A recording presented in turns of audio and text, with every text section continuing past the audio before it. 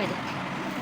ଭାତ ଡାଲି ଜହ୍ନି ଆଳୁ ଭଜା ଜହ୍ନି ଭାତ ଡାଲି ଆଉ ଜହ୍ନି ଆଳୁ ଭଜା ଆଜି ସୁନା ଘରେ ଖାଇବାର ଅଛି।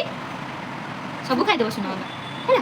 ନିଜେ ନିଜେ ହାତରେ ଆଜି ସୁନା ମାମା ସବୁ ଖାଇଦେବ। ଏପଟେ ବୁଝା ମତେ ଖୋଇଦେନା। ସେ କହୁଛି ମତେ ଖୋଇଦିଅ ନା ମୁଁ ହାତରେ ନିଜେ ନିଜେ ସବୁ ଖାଇବି। ତୁ ନିଜେ ଖାଇପାରିବୁ ତ ଚକା ମାରି ବସ। ଠିକ୍ ଅଛି ଏଠି ଲୁଣ ପଡ଼ିଛି ଗୋଳେଇ ଦିଅ। ମୁଁ ଗୋଳେଇ ଦେବି ତମେ ଖାଇବ। ଠିକ୍ ଅଛି ମାମା ଫାଷ୍ଟ ଥରେ ଖୋଇଦେବ। ନା ହଉ ହଉ ଠିକ୍ ଅଛି। ସେ କହୁଛି ଟୋଟାଲ୍ ତାକୁ ମୁଁ ଖୋଇଦେବିନି ସେ ନିଜେ ନିଜେ ଖାଇବ। ହଉ ଖା।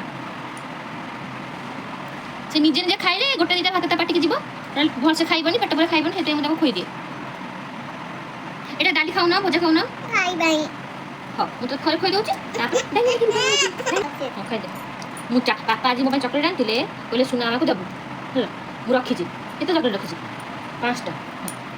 ତାକୁ ଏମିତି ମିଛ ସତ କହିକି ଖାଇବା ପାଇଁ ପଡ଼ିବ। ଖାଇବୁନି ହଉ